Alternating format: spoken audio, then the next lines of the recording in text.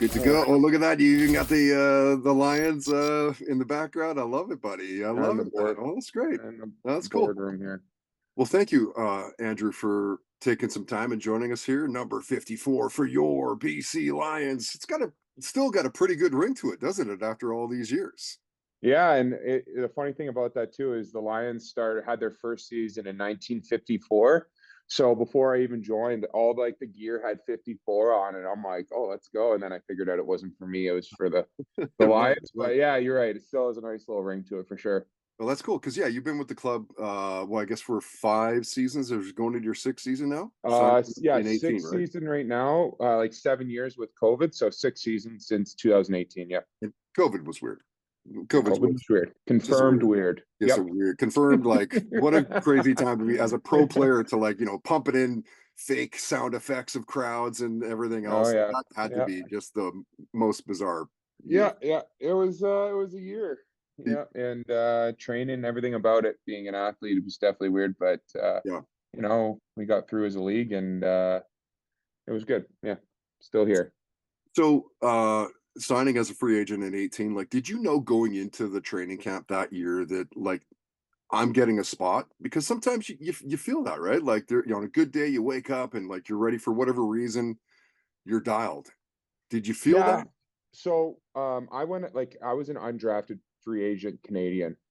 So like knowing that, like I knew I knew my back was against the wall in the sense that like any sports, they have their guys that they draft and they sign, and those are their guys. They're going to try them out. Being an undrafted guy, I wasn't sure if I was coming as a practice body or camp body. So all I could do was just show up and take every day for what it was, and show up with a good attitude, try to control what I can control, and be myself. And I was grateful enough that I was just chop wood, carry water every day, and I was able to make the practice roster my first year. So that was just my in. And even when I got signed as a practice roster, like every day was a blessing. So I think that was a valuable lesson that I've kind of carried through, and I've tried to remain as hungry as I was that first year and not be complacent. Yeah, it's a matter of, like, just going there and overdoing, like, chop firewood and just work hard, and Hmm. I mean, clearly that shows that good things come to those who do work, man. It's super Yeah. cool. It's That's what I tell a such a lot of great the young story. guys. Yeah, I Yeah. tell a lot of young guys that are not in that like starting role when they first get here is that, this is a job where things happen and people get hurt, and you got to be ready at any moment. So that's what happened my first year. There was 2 injuries at center, which is very unlikely to happen, and it hasn't happened again in my career, like knock on wood. But Yeah. it's just one of those things, like you just got to prepare every week to like you're starting, and then when it happens, you're prepared. Mhm, mhm. Andrew, of course, the Lions are playing Hamilton in a few days. Hmm. Who are the guys specifically that you prepare for off of that team, the Ticats? Yeah, I think in general we prepare for like the scheme as an offensive line and as an offense, and you kind of prepare for the scheme first, and that's kind of where we are in our preparation throughout the week, is preparing for the schemes. And as the week progresses, we kind of take the funnel and move it down towards more individual guys. But playing the league for long enough, that the sales, Casey Sales that they have, like number 44 D tackle, he's a veteran guy. Like you know how to play against those guys and their tendencies, what they like, what's their favorite move on second and long and stuff like that. So you definitely start to prepare against certain guys like that are known rushers, known veterans, and some of the new guys. Every year there's new guys that get signed that are, maybe come from the NFL or a big college program that you watch tape on and you try to figure out. But where we're at right now in the progression of the week, we just finished up day one. So right now we're just working on kind of more schematic stuff and looking at the big picture of what they like to do when it's first down, certain looks, and kind of working through that. And then as the week progresses, we work more on the kind of the little more, maybe like what you're asking, like the guys, what they like to do, Mhm. second and long, red zone, different tendencies, so that you kind of feel prepared when you walk into that game day, that you're like, all right, I know that this guy's more likely to do this? How can I put myself in a position to be successful on this specific situation? And do you have a specific pregame ritual? I know that there's a lot of guys, like over the years, I've had, probably 10 or 12 of the Lions on the podcast. And Yeah. some of the guys are like straight up, like, I put my left on first, I get my left, Yeah. right? Are Yeah. you like that at all or no? No, I mean, I do little things, but I wouldn't say they're like, like if I don't do it, then I'm kind of screwed. I have things that I like to do, like home games. I'm kind of a Subway guy. Like before a game, I'll try to figure out a good time a couple hours before the game. Then I'll have sweet onion chicken teriyaki. No free ads. But Right. and then like I'm from Kingston, Ontario originally, so I'll probably play a little hip, tragically hip, just to try to like kind of mellow me out, kind of make me like breathe, kind of focus in little things that I like to do, but like I said, if I don't do it, it's not the end of the world. There's lots of guys like you were saying that like I need to have my tape done here, and Mhm. you know, I have little things that I'll do that like I found the most optimal way to kind of drink some beet juice, like little things like that. But I wouldn't say that it's any kind of rituals or anything like that. But Yeah, fair enough. uh, yeah. Some people have them.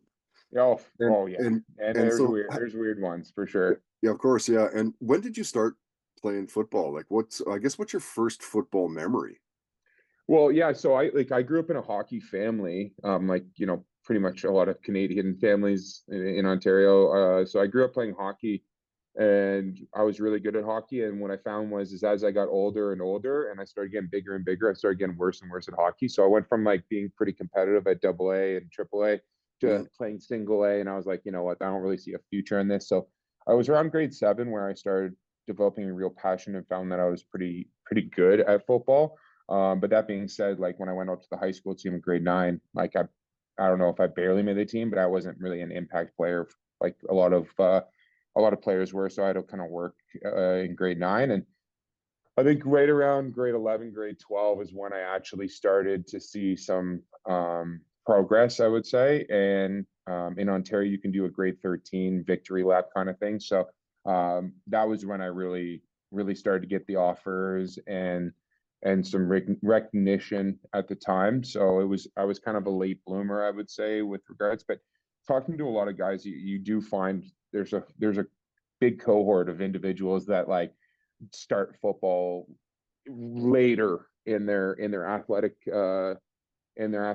A lot of guys start playing different sports, soccer, something like that, and then they find that there's a couple group people that start playing minor football in Florida when they're in diapers, but for the most part, there's a large group, especially Canadians, that played a bunch of different sports and then kind of focused in around that high school or even early college, university. And was it like the later years of high school that you're like, oh man, I can actually go pro probably? Yeah, absolutely. Like it was that or rugby for me. Like I loved rugby. They're two different sports in the sense that like football, you do one thing and you do it really well, and you're so like minute with your steps and your hand placement and all this stuff. Where rugby was just kind of like be an athlete. So I love both those sports in high school, and I was kind of like one or the other, and I was good at both. But football came knocking with regards to the scholarship, so it was like kind of a no brainer at the time. Yeah, totally. Um, in grade 13, it was pretty much just my victory lap year was the first semester was school, and because I already graduated, so I was like getting my English grades up, my math grades up, and then the second semester I did barely did any classes. I did advanced functions like math, like calculus, and then I was taking recruiting visits the second half of that semester. Mhm. And what is your favorite football memory? Like, how much Oh, does dressing for a couple playoff games last year come into well, that? yeah, That I has guess to it be is. up there. Yeah, I guess to answer your original question, one of my favorite early memories was in grade 10, we won the Kingston championship on a Rouge. So that was pretty electric, pretty classic Canadian way to win a Totally. football That's great. championship. And that was probably my early football memory. I remember that one pretty good because the boys were pretty pumped at running it when we got through the end zone, like, oh, we did it. Yeah. And but off the top of my head, I remember speaking on my rookie year, I faced I'd say a fair bit of adversity being an undrafted guy. And then my first year, after the 2 injuries happened, it was right around this time in the season. There were 6 games left of the regular season when I was asked to go in, and we had to win like 4 out of the last 6 or something like that, or 4 out of the last 5. And we end up winning when I was started the first 4. So I remember when we clinched, we end up crossing over to Hamilton to play. And I remember that was my first time that we played an Eastern team. So all my family from Kingston, and then my teammates down in Pennsylvania, where I went to college down in the States, they were able to come. So there's probably about 60 or 70 people, and a bunch of my buddies got orange hunting jumpsuits in Hamilton at Tim That's Hortons awesome. Stadium. So we got absolutely destroyed that game. It wasn't a fun game to play in or probably watch, but after the game, when I came back onto the field, I was swarmed by family and friends, and that was still like, kind of drilled down on my head how full circle this comes, and how, as an athlete, you have to have that support kind of net, and having all these people supporting me have really pushed me to become, I think, the athlete that I am today, but at the time, the athlete that I was able to become at that point too. Yeah, totally. And at those moments, you're almost fighting you're fighting that you're like, oh my God, I'm on TV. Like, no way, I'm gonna cry. Got all Yeah. my friends and Oh, family all around me. it was Like, an emotional roller coaster, because I went to the locker room after the game, and at the time, Travis Lule, our quarterback, said, like, this is it for me, in the locker room after we lost the crossover game. So he would like, I go in the locker room, I'm a rookie at the time, so I don't really realize the significance of the moment of losing. I mean, I did, but not to that extent where I'm like, all right, a lot of the guys I played with are not going to be on the team next year. It's a different feeling when you get to the pros, and now that I know that, like, so like Lule breaks it down, says that's it for me, and so I'm just like overwhelmed with, like, emotions, and then I go out there, see my family, so it's just, yeah. it was an absolute Hold roller on, coaster. here we go. Yeah, yeah. All right, what else Yeah. is going on? So it was Dude, the website says you're 6'3", 300 pounds. Is that yeah, accurate? I would say 6'3" is a little generous. I don't know where that came from, but it's just stuck with me. Yeah. I'm about 6'2" in a bit. Yeah. Maybe 6'2.5" on a good day, but with Sure. my On hopers tips. on. But Yeah. yeah, but 300, yeah, I'm sitting around 305, 310. Okay. I kind Oh, of no fluctuate shit. around there. Like, dude, Yeah.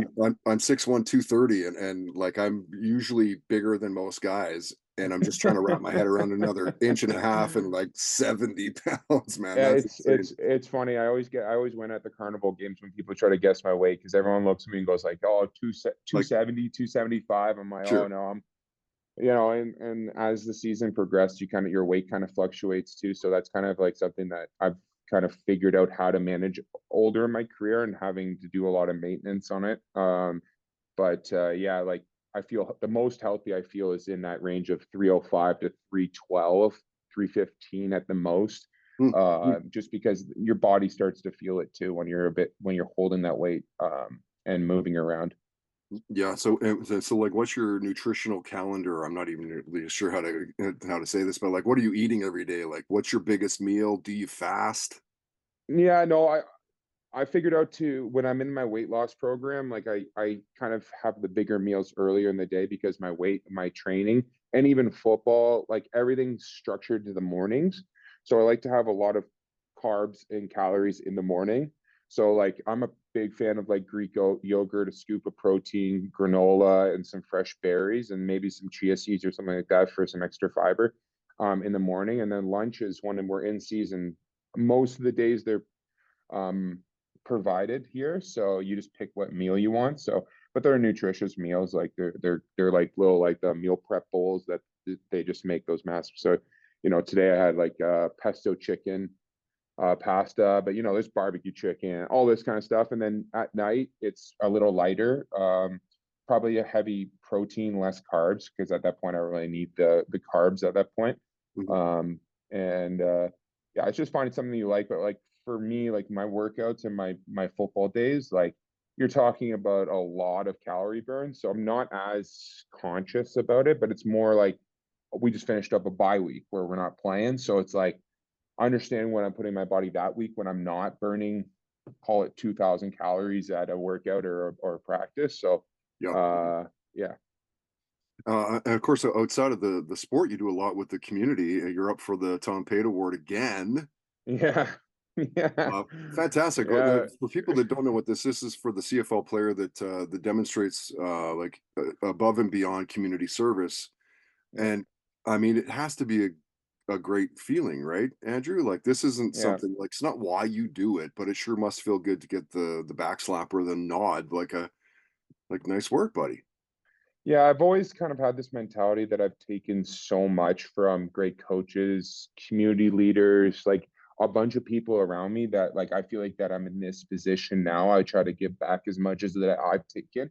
Mhm. I'd No, it's like to cool. think that I'm starting to, or maybe get to that point where I've given back as much as I've taken, but and I get so much like intrinsic role, like I get that feeling like when we're in this period where your body hurts and you're beaten down, you're studying the same film, you're all these little things, it becomes kind of daunting. But when you go out to a kid's practice and the kids swarm you asking you for your autograph, you remember like, this is I was in that position not too long ago, and now that I'm Right? here, like this. And so intrinsically, like selfishly, I do get a lot from doing these events, like going to sick kids and visiting with sick children, like that perspective change, like all these things, like for me, as much as that, I like everyone thinks that, oh, you're such a good guy for doing this, like for me though, it's that perspective change, or like reinstilling how important what I'm doing is, and like how cool what I'm doing is, when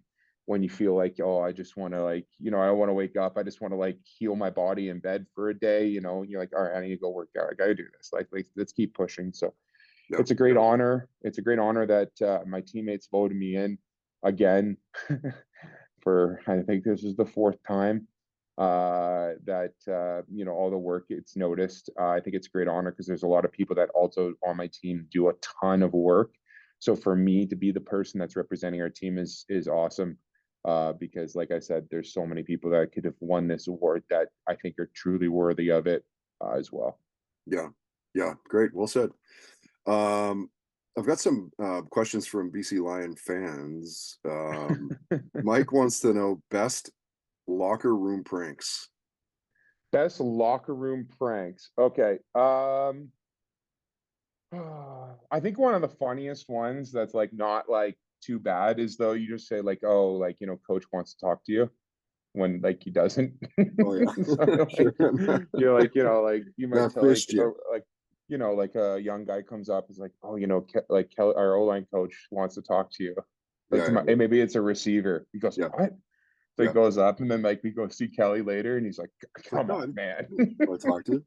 I had Sean Weitzman on the podcast. I've known Sean for a long time. I used Yeah, to do the yeah, afternoon show at the Fox here in yeah, Vancouver, yeah, and he yeah. would come on that radio show as well. And he once shared a story where they filled up a guy's car. I can't remember the player, but they filled up the entire car with like whipped cream and shit.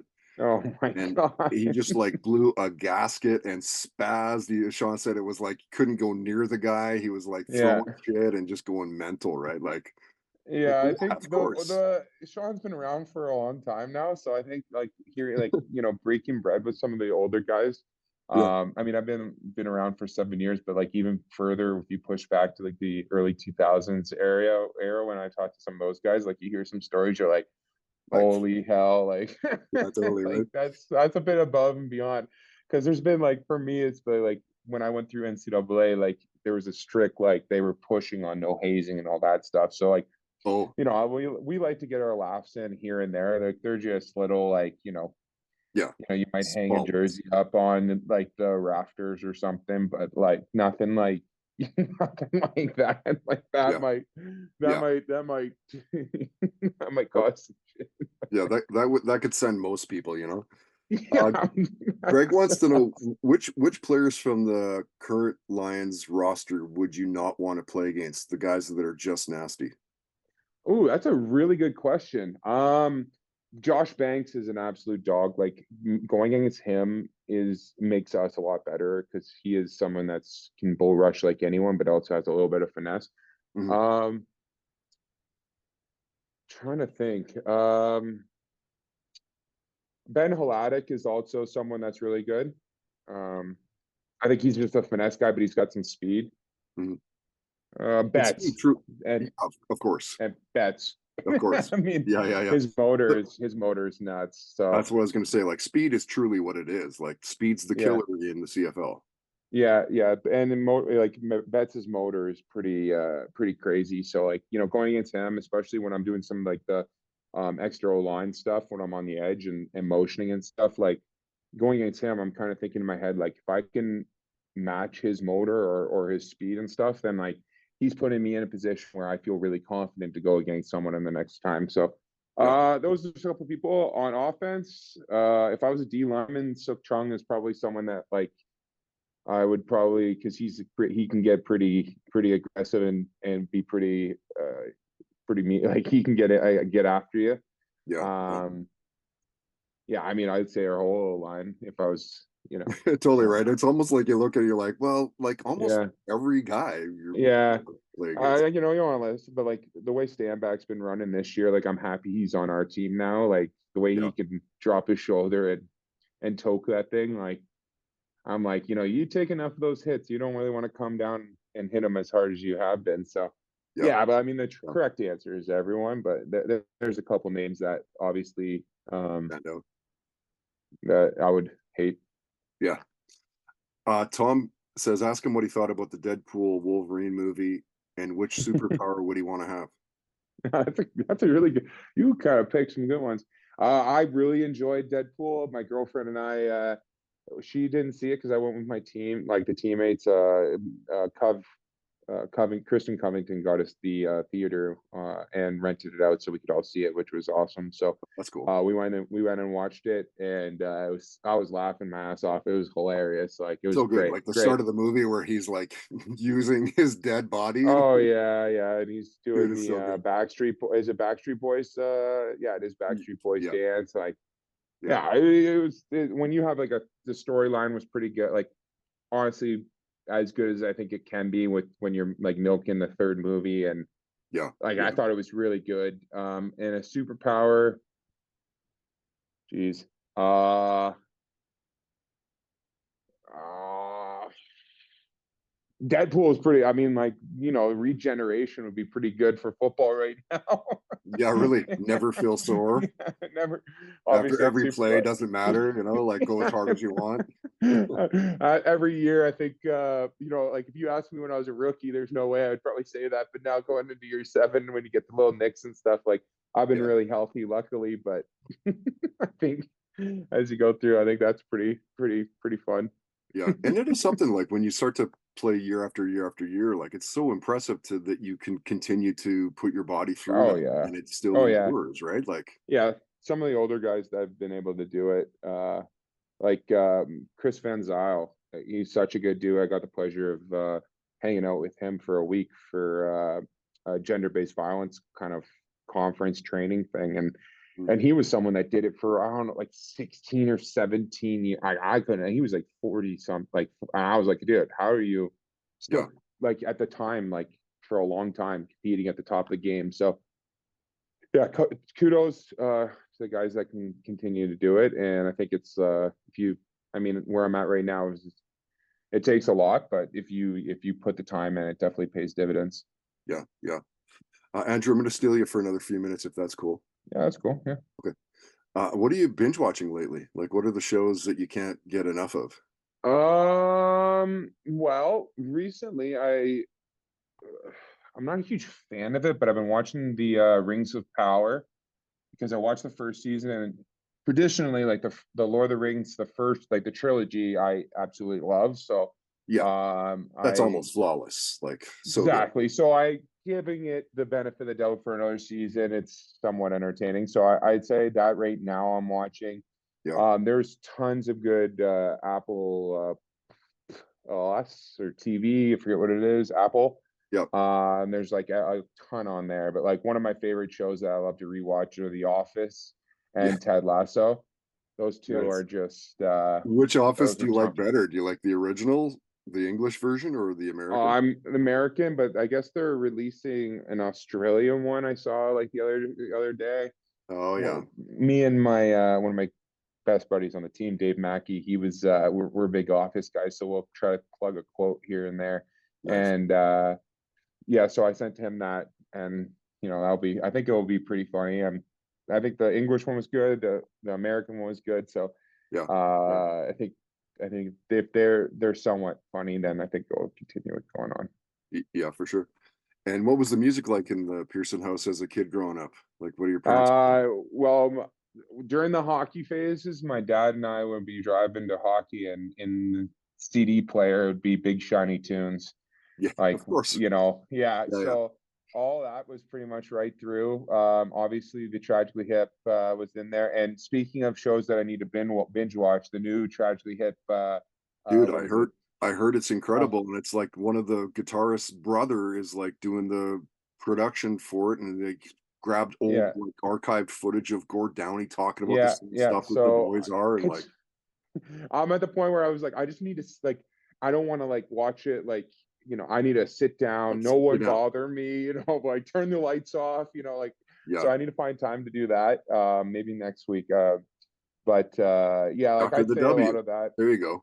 Yeah. And then yeah, I think a lot of like the early, like for like all that kind of rock and stuff is definitely stuff that I kind of grew up on. Yeah. Um Was the and Tragically now your first concert? no, my very first concert was actually when I was really young, and it was My Chemical Romance because my dad bid at a silent auction for like 20 or $50 for 4 tickets to see them and won. So we ended up going to that. But That's it was sucked rad. because I didn't even the final concert for the hip was in Kingston, and I was down, like I was playing in Pennsylvania at the time. So I remember it was like on a Saturday. We played our game. Obviously I couldn't go, and all my buddies were out there or in Market Square all around it. And I opened up my laptop, locked my door, got a 6 pack of beer, and just like watched it on my laptop, streamed it to my TV, and said, "All right, boys, no one bother me." There's like they're all having beer, post game beers downstairs, and I'm like, "Hey, I need 3 hours to myself," and Yeah. I rocked out there, and so yeah, Yeah, special band, man. Like, yeah, especially being from Canada, special band, but being from their hometown, like, yeah. My parents went to their like high school with. I played hockey with Rob Baker, the bassist's son, Boris, who now Boris has a band. Like, yeah, like their connections like are pretty deep within the band and the community. So I think there was always a connection, and as I've gotten older, I've grown a deeper appreciation for their music and what they were trying to accomplish with it. So I yeah, think it's yeah, pretty yeah, cool. I'm saying. Okay, Yeah, dude, I'll respect your time. I got one more thing I want to ask you. yeah. It's not You go ahead. necessarily a question, it's more of a tell. If you have a story, Yeah, share a story where you could have died. I want a near death story from you. near death. I don't really know if I mean, obviously my at my cottage, we would have some pretty intense tubing crash outs. But I don't that's kind of what first came to mind. And we have a cottage up in northern Quebec that's a family cottage, and you get on the tube, and you get a couple donuts going. There's some pretty rad waves that get there. So that would be close.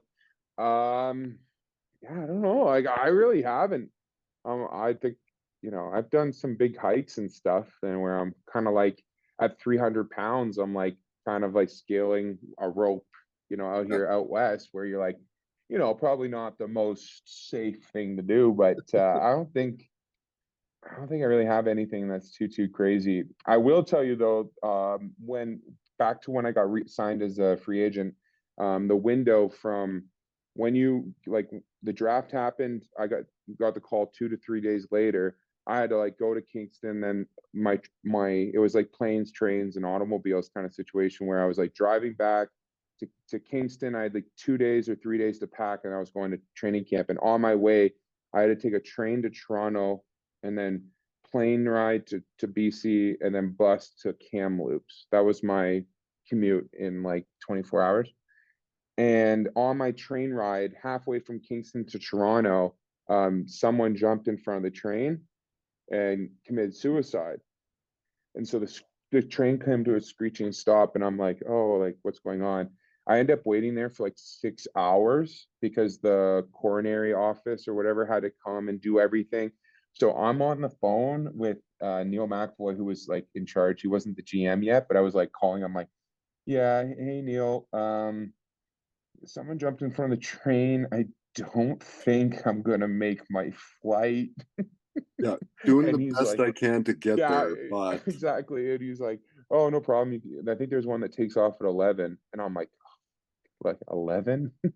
yeah, So I end up getting, after everything got figured out, I got to the airport and I flew out at 11. I landed at like, I don't know, like 1 o'clock, but it felt like 4. I got like a couple hours of sleep, and then I did my physicals. Funniest thing though, I did my physicals, brutal. and when I was doing my physicals, they're like, "Oh, your blood pressure is kind of high." I'm like, "Yeah, sorry, I've been traveling for like 18 hours. I have about 3 hours of sleep. Brutal. I just chugged a coffee because I need to think that I need to do like physical activity. I don't know what a physical is." Yeah, yeah. So, but yeah, that was an adventure. I'll say that. But no, to answer your question, no real crazy Yeah, near they'd be death. screaming at you. You know the stories if you got them, right? Yeah, Yeah, yeah. yeah, no, nothing. I guess, pretty safe guy. I haven't done too many. Let's knock wood for you. Yeah, seriously. Where are you most active, on social media, like, or online, I guess, just in general? Like, if Lion fans want to, follow along, where are you most online? I'd say probably Instagram. Twitter, I try like in season. I'm not as active just because I try to stay away from The chirps. it's not really. It's just everything that happens. I'm just like, you know what? I think so. I do my job as a professional to kind of reshare some stuff. But I mean, if I open my Twitter right now, I don't know the last time there's anything that's been on that. So I'd say Instagram is probably the best way, just because that's the probably the most I use. But in season, it's a little tough trickier because I just my time. There's not many times where I'm looking down aimlessly scrolling. But I'd say Instagram. I try to reply to a lot of the DMs and everything like that when I can, and share stories and stuff like that. But yeah. Cool. Thank you, man. Thank you again for jumping on Zoom with us here, buddy. Yeah, this was a pleasure. It's Let me great know to if you talk ever to want me you. back on, and yeah, hopefully the next time you have me on, if you do, I'll have a Grey Cup ring in my on my finger. Yeah, I would love that, buddy. I would Yes, love that. sir. Andrew, Yes, thanks sir. again. We'll tag you when we're throwing this stuff around. Go Lions, man.